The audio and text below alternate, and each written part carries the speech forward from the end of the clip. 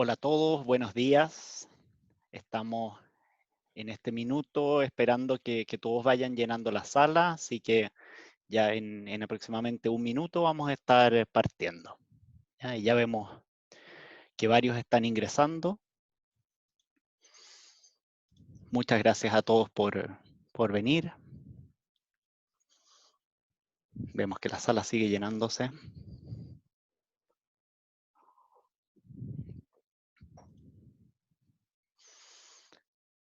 Hola a todos, bienvenidos. Gracias por venir.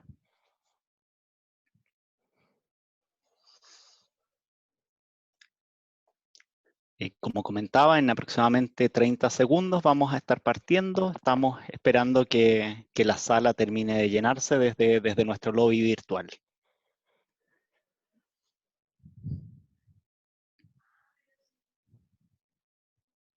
Bien, ya superamos las 3 cifras. Y Muchas sigue gracias a subiendo. todos. Y sigue subiendo. Y seguimos contando. Es como un people meter. Al menos partimos bien.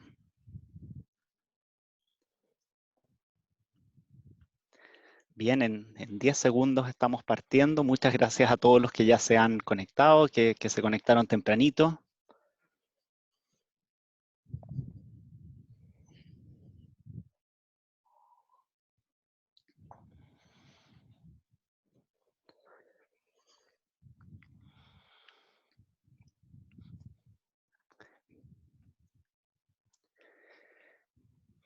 Bien, ahí siguen entrando algunas últimas personas.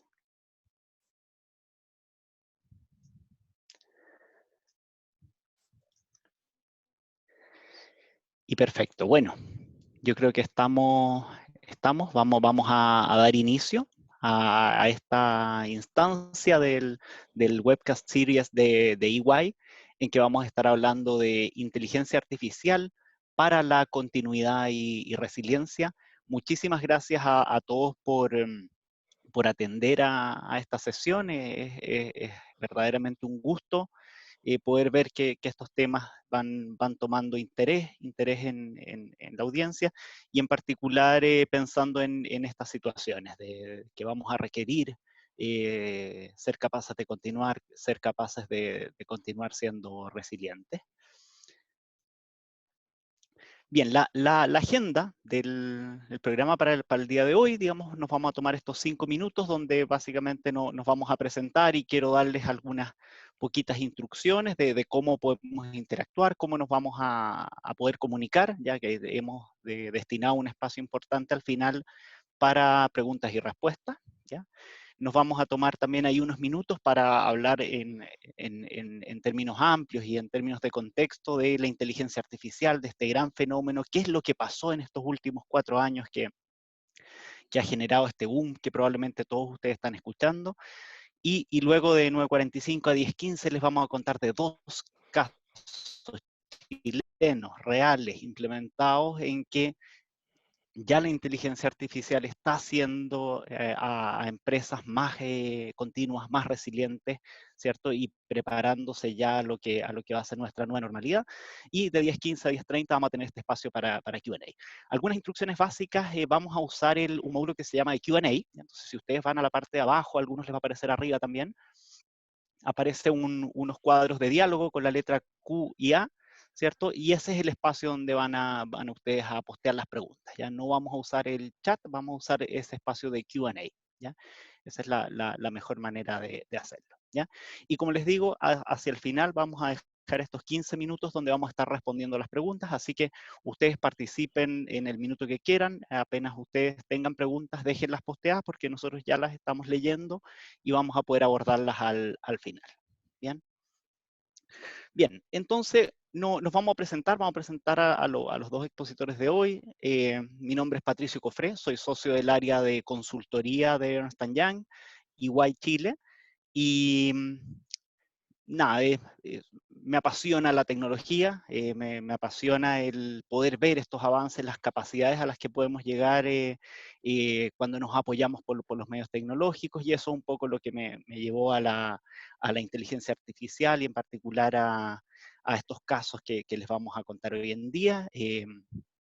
Yo estoy casado con Macarena, ahí está una foto con ella, y tenemos a un patito chiquitito ahí que ya está dando sus primeros pasos en el laptop, digamos, y ahora en la cuarentena no nos ha quedado otra opción. Y ahí me acompaña Jaime. Hola, ¿cómo están? Mi nombre es Jaime Caicedo, soy socio de Pato, lo conozco desde la universidad, hace más de 20 años que trabajamos juntos, desde la época universitaria, haciendo proyectos y otras cosas. Eh, Tal como comentaba Pato, yo creo que uno de los puntos que más nos une es justamente esa pasión por la tecnología, esa pasión por la innovación, esa pasión por hacer cosas nuevas. Y eso yo creo que nos ha mantenido trabajando juntos por tanto tiempo. Bueno, junto con este concepto de ser ingeniero y estar buscando siempre hacer cosas nuevas, eso también de alguna manera lo llevo a mi familia. Ahí, como pueden ver en la foto, está mi señora Marcela y mi hijo José Manuel. Y ahí no he tenido que recurrir como Pato todavía a pasarle el laptop, así que ahí hemos estado utilizando para esta cuarentena juegos de mesa y otras cosas. Y estábamos jugando al Carcassonne de Star Wars y ahí estaba mostrando algunas piezas. Así no hemos tratado de pasar lo mejor posible en esta cuarentena. Ha sido difícil, pero aprendiendo a sobrevivir, se podría decir. Fenomenal. Bien, bueno, y este webcast, esta instancia de webcast en particular es parte de una serie más larga que es la serie del marco de resiliencia empresarial. Entonces, la invitación es a que participen. Están publicados en el mismo sitio donde encontraron esta invitación, si no, les va a estar llegando también por invitación. ¿Ya? Y este marco de resiliencia empresarial se basa en tres grandes pilares, en tres grandes pasos. El primero es el now, ¿cierto? Y es de cómo continuar, cómo resistir el paso de la ola, cómo ponernos de pie, digamos, y empezar a funcionar. Luego viene el next, que tiene que ver con cómo empezar a generar capacidades de resiliencia, es decir, vendrán otras olas, vamos a seguir golpeados, ¿cierto? Y la resiliencia es una capacidad que se puede trabajar, que se puede desarrollar, que la resiliencia nace de los materiales, pero a poco las personas nos empezamos a tomar el término y hoy también es un término empresarial. Las empresas pueden ser resilientes y esa es una capacidad que se puede desarrollar. Y luego vamos y la última fase ya es del beyond, ya que es esta nueva normalidad. ¿Cómo nos vamos a transformar para operar en escenarios que son cambiantes? Viene una nueva normalidad y eso nos va a obligar a convertirnos. Y ese es esta tercera parte del modelo de resiliencia empresarial. ¿Ya? Hay 9 aspectos dentro de este espacio, digamos, en que los distintos instancias de este webcast se van a ir haciendo cargo. Ya hemos visto algunas cosas de finanzas, hemos visto cosas de inversiones, hoy vamos a hablar fundamentalmente de tecnología y así en adelante vamos a seguir con esta serie cubriendo los distintos aspectos del modelo. Bien, entonces para partir queríamos contarles o introducirlos un poco en el mundo de la inteligencia artificial. Vamos a tratar ahí de desambiguar un poco los términos para después ir dando paso a los casos que tenemos preparados para el día de hoy. ¿Ya? Entonces, cuando hablamos de inteligencia artificial, eso nos pone de entrada en el mundo analítico, en el mundo del análisis. Y dentro del análisis hay distintos tipos, ¿ya? Los primeros tienen que ver con un poco tratar de entender, bueno, ¿qué ocurrió? Que esas son las primeras preguntas analíticas que nos hacemos, ¿ya? Y tiene un poco que ver con eh, entender, ¿cierto? Descriptivamente qué es lo que ha pasado, qué son un poco esta realidad que estamos viviendo, poder describirla, ponerle número, cuantificar. ¿Ya? Y son muchas de las cosas que nos dejó desarrollos tan interesantes como el Business Intelligence, que apuntaba justamente a eso, a tener una alimentación continua de respuestas al que ocurrió a través de técnicas como la visualización. Luego tenemos otras preguntas un poco más, digamos, pasado el descubrir, el darse cuenta del qué ocurrió. Vienen preguntas como el por qué ocurrió, ¿cierto? Y que ya nos van acercando al cómo me preparo, ¿cierto? Entonces, el por qué ocurrió también. Hay excelentes técnicas de dashboards, de de scorecards, ¿cierto? Que tienen una estructura, es decir, no es solo una visualización que trata de mostrar una hipótesis particular, sino que hay un modelo por detrás que nos va aislando efectos y nos va permitiendo poder ir entendiendo algunos por qué, ¿ya? Luego, ya una pregunta un poco más sofisticada tiene que ver con el qué ocurrirá. ¿Ya? ¿Por qué? Porque tiene esta connotación de futuro, tiene esta connotación de qué es lo que viene, tiene esta connotación predictiva. ¿Ya? Y eso nos llevó quizás del mundo más visual, del mundo de la explotación visual de la información al mundo predictivo. Entonces eso trajo consigo mucho desarrollo estadístico y muchas de las técnicas que ya existían en la estadística, pero puestas al servicio del análisis. ¿Ya? Y luego ya viene un poco la pregunta y es el qué debo hacer. Y el qué debo hacer tiene varias implicancias. De partida que hay una acción que se toma. ¿Ya? Y segundo, hay también un criterio de optimización. Entonces también nos lleva a otras ramas del desarrollo científico que tienen que ver con cómo o cuál del pool de acciones que tengo a mano son las que me van a maximizar un efecto, ¿ya? Un efecto que estoy buscando. Entonces, y cuando ya estamos hablando de acción, aquí es donde se abre todo el mundo de la automatización inteligente. La automatización inteligente tiene que ver con todas las actividades que hemos sido capaces de una u otra forma de robotizar, de transformar en una actividad empresarial robotizada. Y en esto quizás lo más común o lo que más han visto es el RPA, o el Robotic Process Automation, ¿ya? Que tiene que ver con distintas actividades que somos capaces de generar un robot digital capaz de ir ejecutando esas acciones. Acciones como el rescatar información desde la web, transcribir información en un nuevo sistema, inyectarlo en algunos sistemas corporativos, etcétera. ¿Ya? Luego viene todo el mundo del RPA cognitivo, ¿ya? Donde además vamos a agregar las capacidades cognitivas de estos sentidos, los sentidos más similares a los sentidos humanos, donde además este RPA va a ser capaz no solo de tomar y transcribir algunos elementos, sino que también de ver, por ejemplo, contar cuántas personas hay en una imagen, determinar, digamos, si es un paisaje o es un escenario indoor, ¿cierto? Son distintas cosas de la cognición que vamos a agregar a esa capacidad de RPA.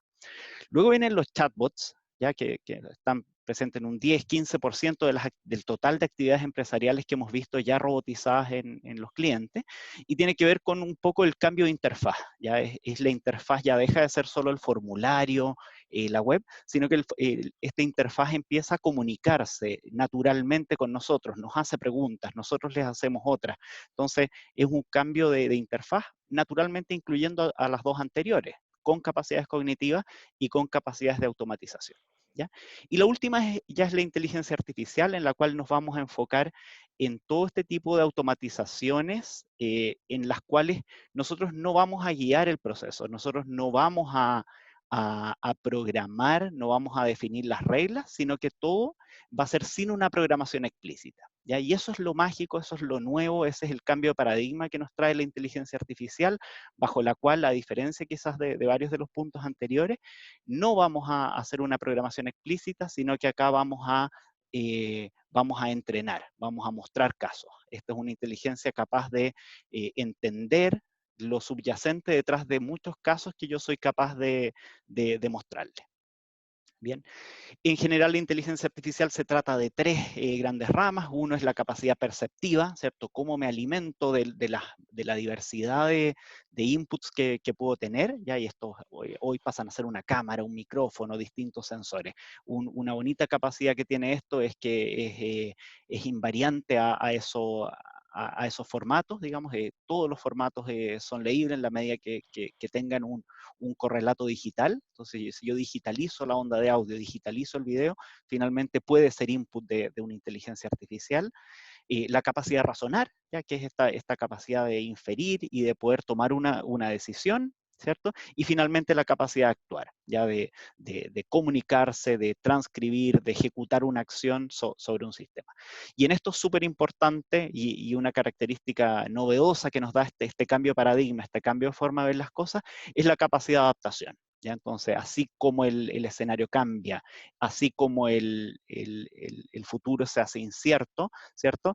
Esto tiene la capacidad de readaptarse, de tomar el nuevo input, tiene capacidad de olvido, ya que era algo que también nos costaba mucho con las técnicas usuales. Acá existe el olvido, y el olvido es súper positivo, pues, ¿cierto? Pues nos permite ir botando ideas preconcebidas, nos permite ir botando aprendizajes ya tenidos en base a evidencia que sigue avanzando. ¿ya? Y otro elemento importante en todo esto es que en el razonamiento, así como les hablaba de percepción, razonamiento y acción, que en el razonamiento todas estas técnicas se llaman parte de las inteligencias artificiales estrechas, es decir, que ninguna de ellas es tan completa, ni una de ellas tiene una, capacidades múltiples, sino que son todas muy enfocadas y que tienen fines muy, muy específicos, que son los fines para los cuales los entrenamos. Es decir, que eso abre un espacio de desarrollo súper interesante para nosotros, de ser capaces de combinar estas inteligencias estrechas para poder resolver un fin, como por ejemplo asistir a un cliente, asistir a un postulante, a un fondo, poder alertar de una situación. No hay una inteligencia grande, gigante, hay muy poco desarrollo en eso. Hoy lo que más tenemos y tenemos muy a la mano, e incluso más a la mano de lo que creemos, son estas inteligencias estrechas. Y si desarrollamos esa capacidad de combinarlas para fines específicos, tenemos un espacio de desarrollo fenomenal para nuestras organizaciones y para el país. Jaime, ¿qué ha pasado en los últimos 4 años en esto?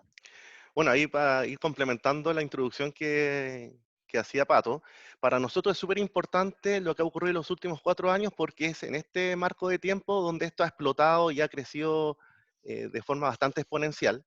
Y para nosotros en particular, este evento de hace 4 años es fundacional en este sentido. Ahí lo que estamos viendo en pantalla es el partido, una de las partidas de marzo del 2016 entre Lisidol y AlphaGo. AlphaGo es de alguna manera un desarrollo en inteligencia artificial que había sido generado por una empresa de Google que se llama DeepMind para justamente ponerse como meta, como desafío competir con un humano en uno de los juegos de tablero más complejos que se hayan creado, que es justamente el Go. ¿Y por qué es tan complejo? Tal vez respecto a lo que es el ajedrez, tiene mucho que ver con el tamaño del tablero. Es bastante más grande que un tablero de ajedrez, por lo tanto el número de combinaciones es mucho más alta. Y en ese sentido, es muy interesante este caso fundacional, porque cuando uno revisa prensa de la época, de Corea fundamentalmente, esto se juega mucho en China, en Corea del Sur, y justamente desde Corea del Sur es que tenemos acceso a la información de prensa, de lo que decían estos especialistas del Go, serían como los Pedro Carpuro en nuestro paralelo respecto al fútbol. Antes de la partida se habló bastante de este tema y los especialistas, ¿qué es lo que comentaban? Que veían muy lejano todavía que un robot, una inteligencia artificial generada por los humanos pudiera vencer al que se consideraba el mejor jugador de Go del último tiempo. De hecho, Lee Sedol había sido de alguna manera 18 veces campeón mundial de Go. Entonces estamos hablando de un Messi, de un Maradona del Go. Y se habló mucho respecto a eso. Y finalmente se generó la partida entre los días 9 y 15 de marzo del 2016, como les comentaba. Y lo más interesante de todo es que AlphaGo ganó. Le ganó de las 5 partidas que jugaron, ganó 4. Entonces, eso generó toda una polémica y todo un tema de análisis respecto y haciendo tal vez un poco el parangón con lo que fue el juego o los juegos, mejor dicho, entre Kasparov y Deep Blue 10 años antes de esto. Eh, También se habló mucho de que esto había sido arreglado, de que no podía ser que esto ocurriera. Por lo tanto, con toda su maquinaria publicitaria, Google dijo, no hay problema, si quieren, volvamos a jugar. Porque también de los temas que empezó a salir en esa prensa de estos especialistas es que empezaron a decir, mira, si en realidad fue verdad que ganó 4-1, puede ser porque Lee Sedol ya está un poco más retirado, no está en el pic de su carrera. Seguramente si jugara con alguien que está en el pic de su carrera en este minuto, esta inteligencia artificial seguramente no va a poder ganar. Por lo tanto, como vamos a ver en la siguiente lámina, Google dijo no hay problema, o sea, básicamente DeepMind a través de, a través de un comunicado dijo no hay problema, coordinemos y agendemos esa partida. Y ocurrió un año después, el año 2017, entre los días 23 y 27 de mayo de ese año, donde la versión de ese minuto de AlphaGo jugó contra Kiji, que era en ese minuto el campeón mundial de Go. Y lo que ocurrió fue bastante más impresionante. Lo barrió. Fue 3 partidas a 0, no fue necesario jugar más partidas. Y cuando uno nuevamente revisa prensa de la época, empieza a leer cosas bien interesantes de parte de los especialistas. Empiezan a aparecer frases como del estilo, vi creatividad en algunos de los movimientos de este robot. Me sorprendieron algunos de los movimientos. Yo no habría generado un movimiento como ese, me habría ido tal vez por otro lado. Por lo tanto, los especialistas, los mismos que habían criticado mucho la partida un año antes, como que se rinden frente a la evidencia de lo que estaban viendo con sus propios ojos, que era básicamente que un robot está generando incluso movimientos que para un especialista en este tema eran de alguna manera difíciles de pensar, incluso lo catalogaban de creativo, como yo les comentaba, que tiene mucho que ver con esto que comentaba Pato hace un rato, de estas inteligencias artificiales estrechas, más particulares, que de alguna manera nos van sorprendiendo día a día con cosas bien interesantes. Después de esto, Google en el fondo anunció que no iba a seguir desarrollando juegos, sino que se iba a abocar a otros temas, pero eso finalmente no fue tan respetado y siguieron desarrollando AlphaGo. Para los que estén interesados en ese caso, hay un documental en Netflix súper interesante, lo pueden buscar por AlphaGo y es sorprendente porque muestra un poco también como la parte más precaria del desarrollo de esto, el equipo, cómo de alguna manera se preparaba para esto.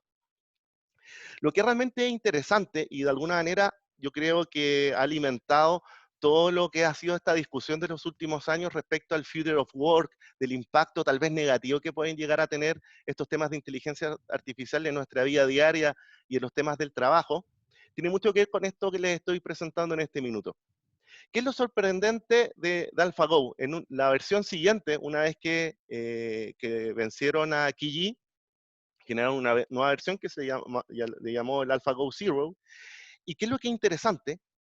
Lo que estoy mostrando, ese gráfico que sale en pantalla, por un lado, si se dan cuenta, en el eje X están los días, desde 0 días hasta los 40 días, y en el eje Y está el ELO, que es el rating básicamente que se ocupa para medir en muchos juegos la capacidad del jugador, ¿ya?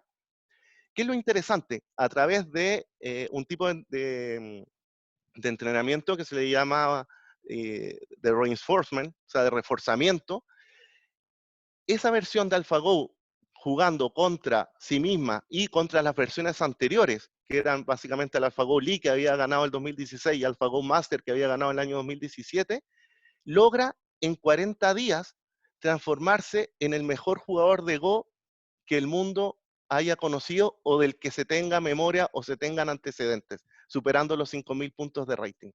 Nunca ningún ser humano ni ninguna máquina había logrado superar eso. ¿Y qué es lo sorprendente? Que lo hace entrenando contra otras inteligencias artificiales y contra sí mismo en 40 días. Ni siquiera un humano, si se pusiera eso como meta, en 40 días podría transformarse en el mejor jugador de Go de la historia. Ni siquiera en una vida completa seguramente se puede lograr eso, porque tampoco tenemos registro de que eso haya ocurrido. Por lo tanto, esto es lo que de alguna manera yo les diría que alimenta bastante como este temor que existe respecto a la inteligencia artificial. Con Pato somos más de la línea de una mirada positiva respecto a estos temas. Para nosotros la inteligencia artificial en el fondo, como tal como estamos viendo, aumenta nuestras capacidades, nos pone nuevos desafíos, aumenta todo lo que podamos de alguna manera generar en el futuro, pero al mismo tiempo alimenta también este temor de, oye, si en 40 días un robot puede hacer esto, ¿qué podrá hacer en el futuro? Siendo que además no necesita dormir, no necesita descansar, etcétera, etcétera. Y eso de alguna manera alimentó, como les decía, estos hitos fundacionales alimentaron toda una serie de sucesos que han ocurrido en los últimos 4 años respecto a lo que se conoce como el human parity, la paridad humana. O sea que robots o inteligencias artificiales estrechas, como comentaba Pato, o particulares, logren la misma tasa de error, la misma tasa de acierto, va a depender del tipo de test que se corra, en ciertas tareas cognitivas del ser humano. El año 2016 se logra paridad humana, por ejemplo, en reconocer objetos en una foto, en una imagen. O sea, un robot en ese minuto ya tenía lograr reconocer con la misma tasa de acierto vasos, botellas, platos dentro de una foto tal como lo hace un ser humano. Luego, el 2017 se logra paridad humana en speech recognition. Y de alguna manera, todos aquellos que nos están escuchando que ocupan asistentes digitales de su teléfono, por ejemplo Siri, seguramente se han dado cuenta que desde finales de 2017 y comienzos del 2018 hubo un aumento bastante genial respecto a la capacidad, por ejemplo, de Siri de reconocer nuestra voz, porque logra de alguna manera la paridad humana. Luego, en enero del 2018, se logra una paridad humana que no se esperaba para esa época, sino que para tal vez más hacia el 2025, que es comprensión de lectura. Y ese test es bien interesante porque se le hacen preguntas acerca del texto, como por ejemplo, ¿quién fue el protagonista? ¿Dónde sucedieron los hechos? Y tal como lo hace un humano, la máquina contesta en función de los datos mismos que encuentra en la lectura. que lo encuentro genial desde el punto de vista, y como les digo, se esperaba para un poco después, se adelantó bastante eso. Luego, en marzo del 2018, se logra la paridad humana en traducción, y no en cualquier traducción, de esto del chino mandarín hacia el inglés y viceversa, que es una traducción sumamente compleja, sobre todo desde el punto de vista de que el chino finalmente son caracteres que expresan ideas, no son palabras propiamente tales, por lo tanto, incluso un traductor humano le cuesta traducir esos textos de un lado para otro. Luego también en agosto de ese mismo año, de 2018, se logra paridad humana, o muy cercano a la paridad humana, en lograr síntesis. O sea, si yo te cuento una historia, el robot logra de alguna manera resumirlo de una forma muy cercana a como le daría un ser humano. Y eso es realmente genial. Pero como hemos estado conversando, son lo que se llaman inteligencias artificiales estrechas. Están enfocadas en un fin, en una capacidad cognitiva del ser humano particular. Todavía no llegamos a esto que se conoce como la inteligencia artificial de uso general o fuerte, que finalmente debiera ser capaz de dominar distintos ámbitos a la vez. Y ya bastante más cerca en el tiempo, esto tiene mucho que ver con lo que estamos viviendo últimamente. En septiembre del año 2019 se logra paridad humana en diagnóstico médico. De hecho, se había logrado un tiempo antes. De hecho, el gobierno chino había publicado, de hecho lo pueden encontrar en YouTube, meses antes de esto, había publicado un concurso, básicamente un enfrentamiento, por así decirlo, entre un grupo de unos 60 médicos chinos contra una inteligencia artificial para diagnosticar cáncer, donde la inteligencia artificial vence a los médicos, pero no se había dado mucho rédito a ese challenge porque finalmente no se pudo tener acceso a los datos de entrenamiento, por lo tanto en el mundo científico siempre ese tipo de cosas donde no se muestra finalmente cómo se logró genera un poco de suspicacia, pero en este caso, el de septiembre de 2019 que estamos presentando en pantalla, sí se presentó los resultados, los datos de entrenamiento y se puede decir que ya se logró paridad humana en diagnóstico médico. Y el uso que tiene que ver con lo que estamos viendo hoy en día, ya en febrero de 2020 se empezó a utilizar en China inteligencia artificial para diagnosticar el COVID-19 también. ¿Ya? Súper. Bueno, y entonces ahora la idea es en estos minutos poder contarles de dos casos reales de implementaciones en Chile, que tienen que ver con aplicaciones de esta inteligencia artificial, ya de esta capacidad a veces de sin programación explícita, sino que más bien de entrenamiento y cómo esas han sido capaces de ayudar a estas organizaciones a ser más resilientes, a poder seguir adelante en este contexto, ya en un contexto sin precedentes y que ha sido, digamos, muy sorpresivo. ¿Ya? Un poquito de contexto sobre asistentes virtuales, y los asistentes virtuales han demostrado ser un gran aporte en esto. En la medida que nos hacemos más digitales, tenemos que escalar nuestra capacidad de soporte, nuestra capacidad de asistencia, nuestra capacidad de poder dar una respuesta de forma rápida. Y los asistentes virtuales, como decía Jaime, Alexa, Google, Cortana, Siri, que probablemente ustedes interactúan a diario, digamos, es importante ver algunos números. De partida, hay más de 300.000 bots activos. Este es un número que ofrece Facebook, ¿ya? Algunos son bots de voz, otros son bots de texto, pero son 300.000, digamos, o sea, hay una capacidad de 300.000 bots que están hoy respondiendo preguntas de comercios, de organizaciones y que tienen un poco esta capacidad de poder darnos soporte en cualquier horario, ¿cierto? Y con una capacidad de escalamiento gigante, ¿ya? O sea, esto puede crecer en segundos a muchísimos agentes. La estadística actual habla de 90 millones de smart speakers solo en Estados Unidos, ¿ya? O sea, este fenómeno Alexa, Google, Siri, ya son más de 90 millones de unidades. ¿Ya? Y Gartner también proyecta que al final de este año el 85% de las interacciones de servicio va a haber sido respondida por un agente virtual. ¿Ya? Entonces, imagínense el tamaño de esto, piensen en todas las acciones de soporte, de preguntas, de consulta, ¿cierto? La estimación es que del orden de un 85% va a haber sido respondida por un agente virtual. Microsoft hoy cuenta también con una estadística de 500.000 desarrolladores registrados que ya están desarrollando en tecnologías de asistentes virtuales. Para Microsoft, los asistentes virtuales pasan a ser las nuevas apps, en el sentido de que tienen esta capacidad más cognitiva de crecimiento, ¿ya? Y no tan confinada a los fines de una aplicación. 12 lenguajes ya soporta una de estas tecnologías, y una estadística de Forbes habla que el 60% de los millennials han interactuado con bots y el 40% los usa de manera regular. ¿Ya? Entonces, ese es un poco el tamaño de la asistencia virtual hoy en día. ¿Ya? Y también hay ciertas tendencias importantes.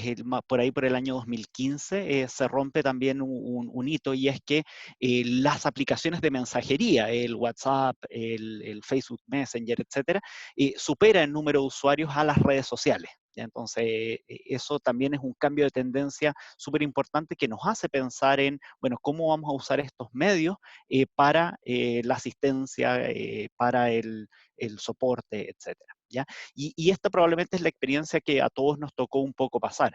Es quizás desde un 2016, donde la experiencia de chatbot era frustrante, no lográbamos conseguir, y un poco la pregunta era, bueno, ¿qué pregunta tengo que hacerte para que me lleves a un asistente humano? ¿Cierto? Ya hacia el 2018-19 la tendencia empieza a cambiar y las noticias que se publican empiezan a cambiar. Y ahí habla un poco de que los clientes no quieren hablarte a ti, están buscando llegar a tu chatbot. Entonces, un poco es cómo lo hago, o por qué opción tengo que seguir para llegar al chatbot. Y acá hay dos estadísticas que publica un sitio que se llama Drift, que tiene muy buenas estadísticas de esto, y uno es que el atributo más valorado del asistente virtual es la presencia 24/7.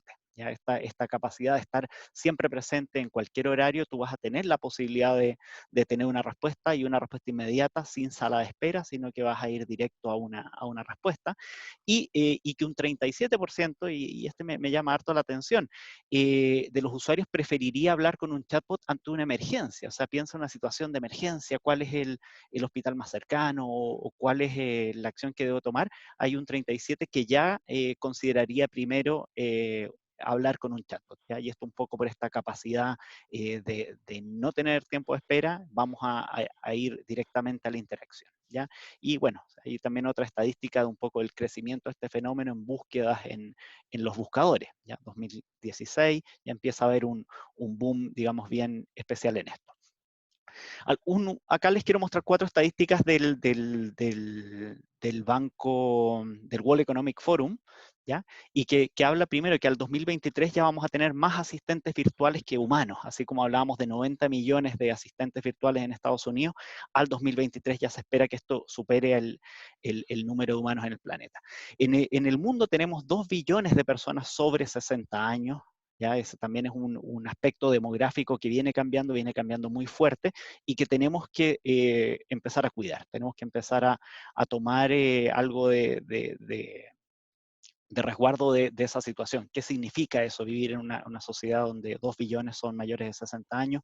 El 46% de los adultos hoy sufre de algún nivel de soledad. También una estadística que el World Economic Forum empieza a poner alerta, y en Estados Unidos se estima que el 40% de los adultos son cuidadores no pagados de algún familiar. ¿Ya? Y bueno, ¿y cuál es el rol de los asistentes virtuales acá? Bueno, un asistente virtual es muy difícil que se convierta aún en tu amigo, en tu confidente, en tu asistencia cercana, empática. Sin embargo, de a poco estas herramientas empiezan a hacerse un poco más cálidas, un poco más cercanas, nos van a poder empezar a recordar los medicamentos, y van a poder empezar a hacerlo de manera cada vez un poquito menos fría, un poquito más cercana. ¿Ya? Y ahí el Foro Económico Mundial hoy ya ha tomado voz en esto, y está poniendo los asistentes virtuales como un elemento a considerar. ¿Ya?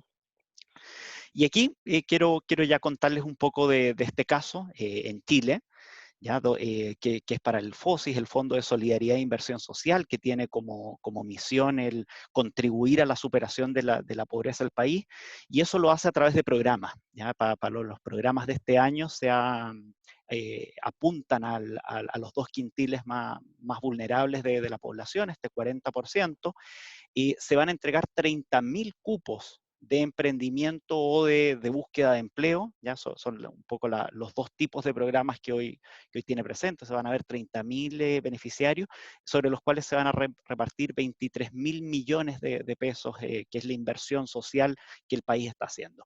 Y hasta ahí vamos, digamos, súper bien. Esto iba a ser un programa, digamos, como los que aparecen todos los años. Sin embargo, nos aparece el coronavirus y nos aparece esta situación en la que vamos a tener que eh, lanzar estos programas, no podían retrasarse, menos en esta situación, al revés, es el momento en el que el país requiere más ayuda. Sin embargo, ya no íbamos a contar con las oficinas, no podemos contar con los municipios que usualmente ayudan en estas situaciones para poder desarrollar estas postulaciones en papel o asistidos por un experto. Entonces, aquí fue donde, digamos, se tuvo que repensar un poco la experiencia para que pueda ser 100% virtual, 100% digital. Para que tengan una idea, del orden del 10 al 15% de las postulaciones ocurrían 100% virtuales hasta el 2019. Y en este 2020, este proceso partió este lunes recién, ¿cierto? Y solo el primer día, en un sitio que suele tener 10.000 visitas diarias, se tuvieron 900.000 visitas. ¿Ya? Y el asistente virtual, que pasa a ser este agente capaz de ayudarnos a desarrollar nuestra postulación, ya respondió 120.000 preguntas solo el primer día. ¿Ya? Entonces, nuevamente, una situación inédita nos obliga a escalar la capacidad de ayuda y se pudo escalar. Hoy ya en un solo día respondió 120.000 mensajes y la estadística es que el 75% de las postulaciones que ya se han recibido en el primer día fueron 100% virtuales. Ni siquiera involucraron un llamado, un teléfono, sino que se desarrollaron de forma virtual. ¿Ya? Entonces, acá les quiero mostrar en esta lámina un poquito cómo funciona. Aquí quizás se les va a ver un poquito detenido, pero básicamente el asistente virtual lo pueden ver en la página de fosis.cl.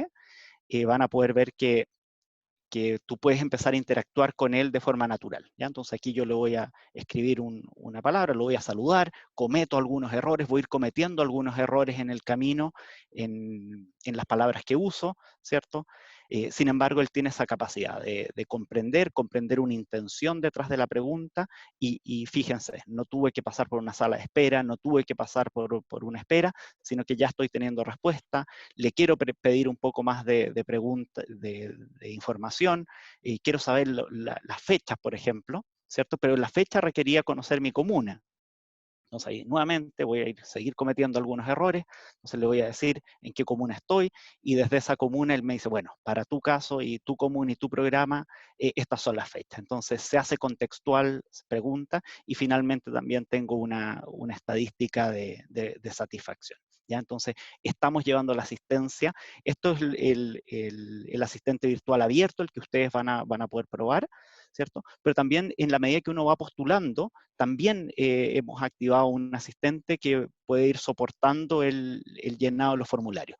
Y un poco lo que buscamos acá es poder abordar los problemas frecuentes. Esto no necesariamente es una población totalmente nativa digital, ¿cierto? Entonces, es súper importante el poder contar con este apoyo. Entonces, aquí se hace contextual, la saluda por su nombre, sabe las respuestas que ya ha puesto hasta este minuto y le ayuda, digamos, respecto a un error frecuente que tenía que ver con un apoyo financiero que uno podía dar, etcétera. Entonces, nuevamente, este pasa a ser un asistente en una situación en la que no íbamos a ser capaces de dar asistencia humana, lamentablemente.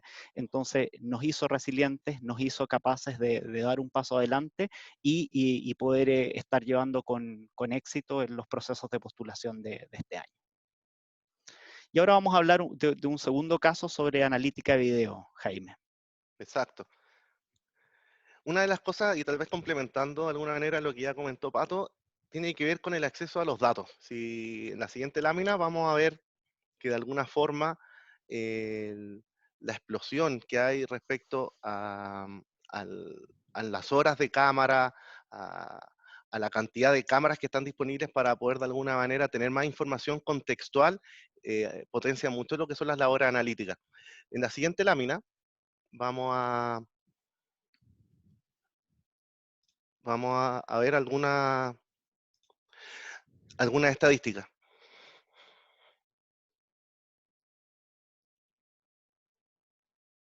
Sí, ¿Me ayudan con la siguiente lámina, please? Ahí sí, muchas gracias. Bueno, como les comentaba, hoy en día la cantidad de cámaras que tenemos a nuestra disposición son realmente cifras asombrosas. Hay más de 245 millones de cámaras de vigilancia en uso hoy en el mundo, creando más de 850 petabytes de datos en forma diaria y más de 13.000 millones de horas de video solamente en forma semanal. Pero ¿qué es lo interesante? Que solamente el 3% de todos estos volúmenes tienen de alguna manera aplicados algún tipo de inteligencia, y eso de alguna forma genera un ámbito completamente nuevo y una oportunidad gigante hacia el futuro. Como vamos a ver en la siguiente lámina, de alguna forma, esto ha ido evolucionando, como se podría decir, con una cierta curva de madurez. Tenemos por un lado tal vez la visión un poco más tradicional de lo que es el manejo de cámara, simplemente cámaras fijas conectadas a un circuito cerrado de televisión, pero de alguna manera todos estos conceptos de video analytics han ido evolucionando para de alguna manera apoyar el trabajo de los operarios y de la gente que está finalmente generando sus tareas de vigilancia y de revisión. Y en ese sentido lo que esperamos en una mirada más de Intelligent Video Analytics es identificar eventos y patrones de forma automática, patrones de todo tipo, desde ciertos comportamientos de personas dentro del espacio que se está grabando, eh, acceso de intrusos a un cierto lugar, malas prácticas operacionales o simplemente tal vez usos más comerciales, como podría ser en un centro comercial, generar el conteo de personas que entran y salen del centro comercial, hacer un análisis demográfico de estas personas y así de alguna manera ir generando mayor inteligencia a lo que se viene a futuro. Como vamos a ver en la siguiente lámina, de alguna forma lo que buscamos con esto es agregar valor. Las cámaras capturan imágenes, capturan video, pero de alguna manera lo que necesitamos es capturar valor y agregarle valor a esta información. Y esto, si se dan cuenta, tiene mucho que ver con una perspectiva de Big Data, darle más contexto a los datos que tenemos. O sea, no solamente tenemos compras, por ejemplo, en un centro comercial, como yo les comentaba, sino además tenemos visitas. Estas personas se mueven dentro de un centro comercial de cierta manera, visitan más algunas zonas que otras, se mueven más por algunos pisos que otros. Y eso le da contexto a nuestros análisis y nos permiten entender mejor por qué las cosas ocurren como ocurren, por qué algunas tiendas venden más que otras y cosas por el estilo. De alguna forma, en función de esto, podemos identificar anomalías de mejor forma, podemos mitigar algunos riesgos de mejor forma, podemos maximizar la eficiencia operacional e incluso reducir costos en función de las oportunidades que vamos detectando. Y esto tiene una potencialidad realmente potente. Lo que buscamos de alguna manera, tal vez tres grandes usos que tiene el Video Analytics es básicamente a enfrentar desafíos que son dinámicos, que tienen un cierto dinamismo. Por ejemplo, conocer una situación, como en la imagen que aparece ahí, de identificar, por ejemplo, un objeto como una mochila o un bolso que queda disponible en un cierto lugar. Eso podría tener simplemente una mirada de tratar de encontrar cosas para hacerlas llegar a la persona que finalmente la perdió, o tener una mirada más de seguridad porque ese bolso dejado ahí podría tener una cierta intencionalidad, que puede ser una bomba o algo por el estilo. Por lo tanto, es muy importante detectarlo y tomar acciones en función de eso. También podría ser simplemente una mirada de optimización operacional, como les comentaba, conteo de personas, detección de patrones, detección de multitudes, que vamos a conversar en un rato respecto al concepto también del distanciamiento social que está tan de moda con respecto al coronavirus. O simplemente investigar en forma rápida, reducir el tiempo de investigar en videos. Finalmente podemos entrenar inteligencia artificial que logra detectar patrones en horas y horas de video para nosotros, por ejemplo, preguntar, oye, ciertas cosas, en qué momentos del tiempo ocurrieron en los últimos 2 años que tengo almacenados de video. Y eso acelera bastante las labores de operación. En la siguiente lámina vamos a ver de alguna manera también el concepto desde el punto de vista de cómo esto tiene aplicaciones en todas las industrias, desde la agricultura hacia los medios de comunicación, hacia los eventos masivos, la manufactura, la seguridad pública, finalmente en todos los escenarios, en todas las industrias donde el contexto es relevante, que podríamos decir que son prácticamente todas, Video Analytics tiene algo que aportar. Y de hecho, lo que les vamos a presentar es el uso para el día a día. Lo que estamos viendo en pantalla, si no recuerdan esa esquina, los que no han salido hace ya algunas semanas, estamos hablando de Andrés Bello con Nueva Tajamar, el edificio que se ve en una esquina Costanera Center, y ese es un dron que soltamos hace algún tiempo, y si se dan cuenta, en tiempo real somos capaces de identificar personas, seguir a esas personas, también a los vehículos. Ahí también los que tienen mejor vista alcanzan seguramente a ver que detectamos bicicletas, detectamos el semáforo. De alguna manera, la aplicación de inteligencia artificial sobre estos videos nos permiten de alguna manera aumentar bastante nuestras capacidades analíticas. En la siguiente lámina vamos a ver algo que es bastante potente, que tiene que ver con el uso de esto para el coronavirus, que tiene que ver básicamente con el objetivo que tenía esta presentación, mostrarles cómo podemos de alguna manera atender situaciones de riesgo de contagio como la que estamos viviendo hoy en día. En ese sentido, hoy en día es posible también detectar no solamente personas y cosas en movimiento, incluso y traqueándolos, sino que además utilizando cámaras biespectrales, que además tienen la funcionalidad térmica, podemos de alguna manera también medir la temperatura corporal de las personas, con un error bastante bajo, estamos hablando de menos de 0,5 grados Celsius. También podemos inferir de alguna manera situaciones riesgosas, por ejemplo, personas que se encuentren sobre los 37,8 grados, sobre ya los 38 grados de fiebre, podríamos de alguna manera detectarlas y tomar las acciones, como por ejemplo simplemente que un guardia se le acerque y le diga, oiga, tal vez es más prudente que usted regrese a su casa o tal vez se acerque al centro de salud más cercano porque tiene, no sé, 39 grados de fiebre, como está aquí en el centro comercial o en una zona pública. Y también podemos empezar a clasificar distintas situaciones de riesgo en función de aspectos demográficos, aspectos térmicos. Y otra cosa que es muy interesante y que va a ser muy potente para nuestro regreso a esta nueva normalidad, como se le ha venido hablando, también, por ejemplo, detectar el uso de mascarillas, el uso correcto de mascarillas por parte de las distintas personas que visitan un lugar. En la siguiente lámina vamos a poder ver la potencialidad que tiene esto con un ejemplo. Es de Francisco, una persona que trabaja con nosotros y si se dan cuenta en tiempo real, detectamos que es un hombre de unos 33, 34 años y junto a eso pueden ver la detección térmica también que hacemos en paralelo y en ese minuto ya detectamos que está portando una mascarilla. Y él va a tomar una taza con agua caliente donde ven en el espectro térmico donde detecta en rojo que estamos hablando de una temperatura bastante alta. Y seguimos detectando más allá del ángulo que él toma, que anda con mascarilla, después se la quita y ahí, si se dan cuenta y alcanzan a leer, ya vemos que no está portando una mascarilla porque no la tiene bien colocada. Más allá de que la mascarilla esté en la imagen, la mascarilla tiene que estar bien colocada en el rostro. Y ahí nuevamente Francisco vuelve a colocar la mascarilla y nuevamente lo detectamos como un caso de una mascarilla bien puesta. Todo esto en forma automática, todo esto aplicando inteligencia artificial. Si se dan cuenta, en paralelo, al mismo tiempo, estamos aplicando dos cosas, como hablaba Patricio en un comienzo, dos inteligencias artificiales en paralelo. Una que ve todo el aspecto térmico y otra que ve todo el tema del comportamiento correcto usando la mascarilla en este caso. Y en la siguiente lámina vamos a ver también temas de aplicación para aplicaciones de distanciamiento social en tiempo real, podemos medir situaciones de riesgo. Por ejemplo, ese grupo de niños que está sumamente cerca interactuando, los catalogamos en rojo porque están demasiado cerca, no están respetando un distanciamiento social, mientras las personas que mantienen cierta distancia las vamos colocando en verde y tenemos una situación de riesgo medio, que son las que vamos pintando también de color naranjo, como esas dos personas que se ven al fondo, que van conversando, no están tan cerca, pero podrían estar más alejadas para respetar el tema del distanciamiento social. Esto tiene distintas aplicaciones, esto lo estamos conversando para aplicarlo en ciertas faenas, en lugares de trabajo, en el fondo para apoyar de alguna manera el regreso al trabajo en nuestras oficinas, en nuestros lugares de trabajo propiamente tales, pero de alguna manera tomando las precauciones para que, por ejemplo, la gente esté respetando el distanciamiento social y tomar o generar alguna alerta cuando esto así no ocurre.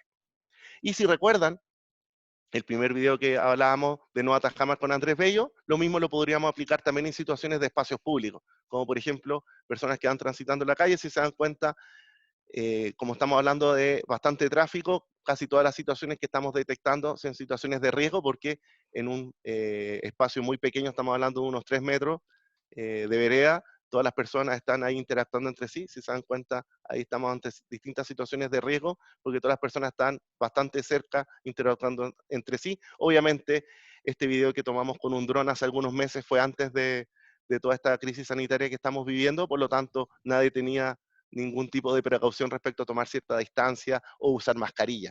pero de alguna manera, como les mostrábamos en el video anterior, hoy en día tenemos esta capacidad de en forma automática y en tiempo real empezar a detectar todos estos comportamientos y de así, de alguna forma, alertar a quienes corresponda, ya sea las autoridades, ya sea las personas responsables dentro de una faena o una oficina, de que están ocurriendo ciertos hechos que debieran ser de alguna manera trabajados para ser corregidos. Simplemente mejorar los comportamientos que vamos teniendo, como por ejemplo portar correctamente la mascarilla o mantener siempre una distancia suficiente con el resto de nuestros compañeros de trabajo para no aumentar el riesgo de contagio.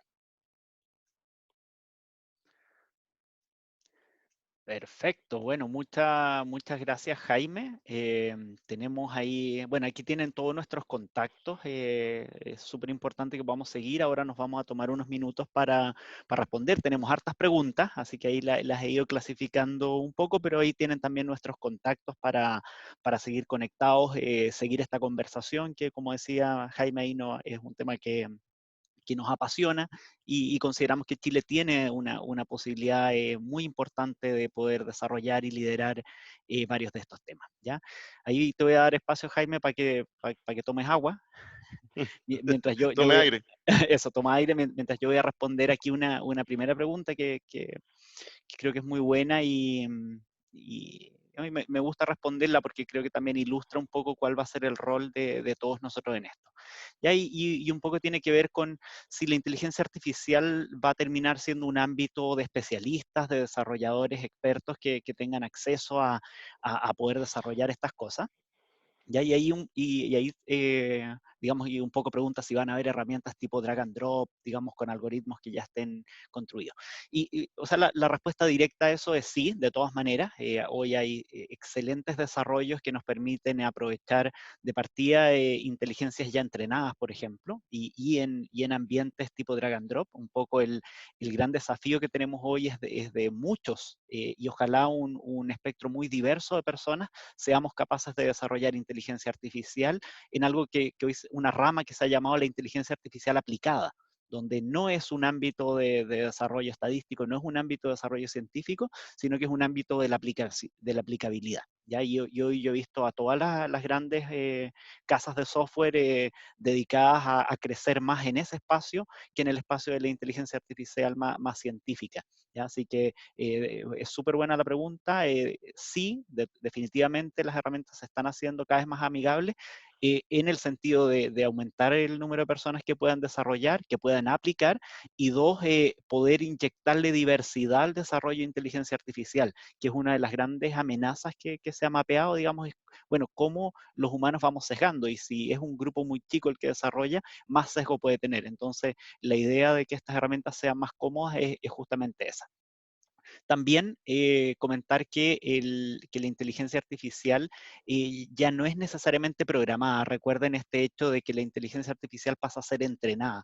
Y eso es un skill distinto y no es necesariamente un skill de software o de código, ¿ya? Sino que pasa a ser un skill un poco más de ser capaz de curar bien un dataset, de seleccionar bien uno, etcétera. Entonces ahí también se amplía la base de personas con capacidad de desarrollo. ¿Ya? Jaime, me han preguntado bastante por cuál es el ámbito de ética, el ámbito de privacidad, Sí, eso cómo, estaba cómo eso leyendo. se está viendo en Chile. Son buenas preguntas. De hecho, de alguna manera lo que preguntan es, oye, de alguna manera se puede prevenir el abuso o de alguna manera estaría en tela de juicio el tema de privacidad personal y la ética en el uso de este tipo de cosas. Es una excelente pregunta. Y de alguna forma es súper importante que de alguna manera entendamos cómo se aplica esto y qué es finalmente un dato personal o no. Desde ese punto de vista, nuestra imagen, desde el punto de vista tal vez más filosófico de lo que es la protección de datos personales, nuestra imagen, ¿no? Una fotografía de nosotros es un dato personal de nosotros, eso hay que entenderlo desde ese punto de vista. Pero el uso en un ambiente público como el que estamos hablando, sin identificarte como una persona con nombre y apellido, como en este caso que ustedes nos están viendo en pantalla, como Jaime Caicedo y Patricio Cofré, eh, utilizándolo de forma agregada, sí, de alguna manera, no viola ningún derecho de dato personal y es un uso bastante ético de esta información. En ese sentido, si ustedes se dan cuenta, en los casos que comentábamos, trabajamos con la información de forma anónima, simplemente hacemos un análisis demográfico En este sentido, lo que nos interesaría saber que en este caso Patricio y Jaime, más que ser Patricio y Jaime, son dos hombres de entre 35 y 40 años que están hablando con ustedes. Y en ese sentido es exactamente lo mismo que estamos trabajando y la forma en que disponemos y disponibilizamos esta información. Es finalmente se trabaja de forma agregada, respetando toda la información personal y en ningún caso hacemos identificaciones uno a uno. No estamos identificando a una persona con nombre y apellido en la vía pública ni en un centro comercial.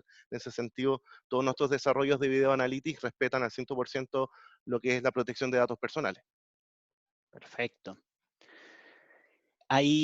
Bueno, también hay otras preguntas acá, por ejemplo, bueno, si estas son todas soluciones estándares o se requieren entrenar en cada ocasión, ¿ya? Y ante eso es también muy buena pregunta. Y hay varias cosas, por ejemplo, en la detección de la figura humana, por ejemplo, que ustedes vieron mucho. Hay muchos entrenamientos ya paquetizados y que existen disponibles y que tienen un poco la virtud de haber sido entrenados con datasets quizás más grandes que los que nosotros podemos ser capaces de capturar. Entonces, un poco la respuesta pasa porque varios genéricos, ¿ya? Como el lenguaje, los vehículos, las personas, ¿ya? Eh, hay ya entrenamientos hechos con datasets muy grandes y que es muy bueno que sea con datasets muy grandes porque también no, tienen la diversidad y la riqueza completa de todos los tipos de vehículos, todos los tipos de personas, los tipos de voces, los tonos de voces.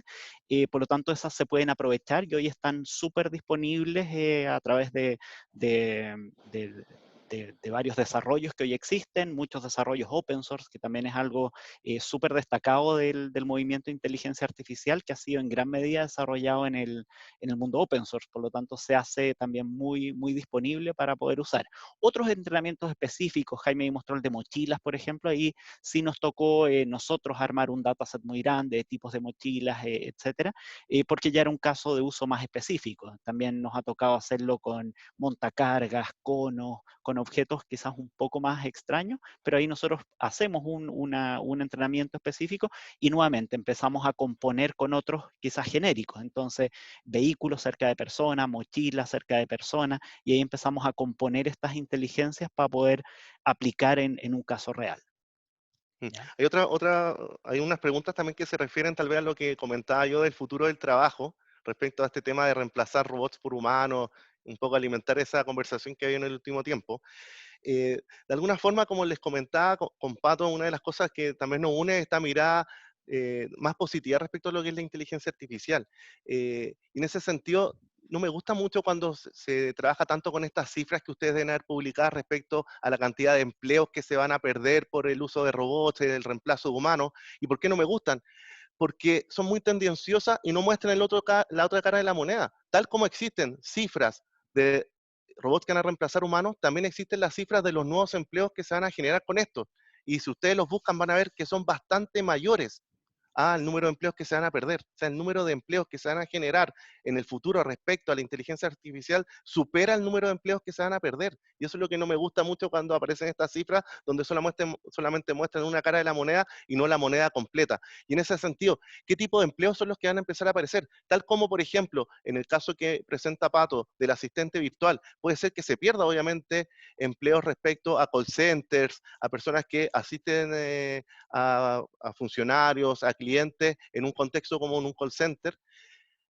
En paralelo que ocurre eso, esas mismas personas podrían trabajar perfectamente en un nuevo empleo que va a empezar a crecer bastante, que es ser un entrenador de inteligencia artificial, que son personas, por ejemplo, que nos ayudan a nosotros a entrenar estas inteligencias artificiales, reforzar el aprendizaje, le van indicando a la inteligencia artificial si aprendió bien o no, le van generando recompensas en función del aprendizaje, y ese es un tipo de empleo que hace 2 años no existía, que está empezando a subir bastante y que sin bastante entrenamiento, personas, por ejemplo, que trabajan en un call center perfectamente podrían trabajar como entrenadores de inteligencia artificial. Y en ese sentido, como les digo, el tema del impacto del trabajo, siento que esa conversación se está cargando mucho para un lado, omitiendo cifras que son súper potentes como las que les estoy diciendo. En ese sentido, yo creo lo que sí tenemos que tomar conciencia es que el futuro que se viene, y tal como lo estamos viviendo ahora, los cambios cada vez se van a ver más rápido, tenemos que estar preparados para cambios imprevistos como la misma emergencia que estamos viviendo, que nos nos tomó a todo el mundo, no solamente en Chile, a todos los países del mundo, no tan bien preparados para ello, por lo tanto tenemos que tomar conciencia que el futuro cada vez va a ser con cambios más rápidos y nosotros tenemos que tener conciencia que también tenemos que estar dispuestos a cambiar rápidamente de trabajo y de función. No podemos pensar en una mirada donde vamos a estar trabajando durante 15, 20 años en lo mismo. Tenemos que también tomar conciencia de que puede ser que estemos trabajando 3 años en un aspecto, 5 años en otro, 5 meses en otra cosa, y finalmente eso nos obliga a estar continuamente capacitándonos, continuamente aprendiendo cosas nuevas. Por lo tanto, lo que yo los invito es abrir la mente, abrir la mirada y mirar esto con una óptica bastante más positiva. Claro.